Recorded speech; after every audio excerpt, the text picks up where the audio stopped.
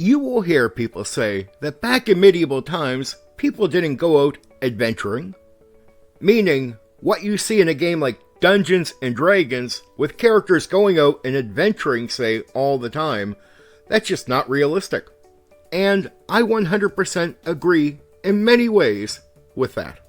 And yes, I think you should challenge yourself with realism when you're considering putting anything in a Dungeons and Dragons game, well, any tabletop role-playing game. But sometimes, when you're trying to take realism from the real world, you miss realism that should be applied to your fantasy world. And that realism is coming from your fantasy world, not the other way around. These characters are living in a world where you can use magic, where there's dragons and monsters and many other options the real world doesn't have. Think about it. You're in a fantasy world with fantasy humanoid people that can do more than any real human could in the real world. The development of cultures under those conditions would be way different than what we have experienced.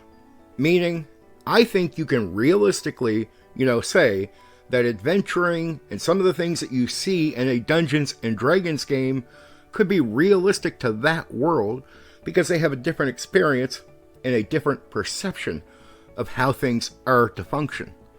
Wow, you got magic that lets you teleport from one location to another?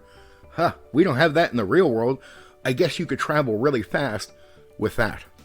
My point is, yes, you gotta be fair to real world realism. But at the same time, you have to allow the fantasy, the magic and monsters to also affect that realism that comes from the real world. And they come together.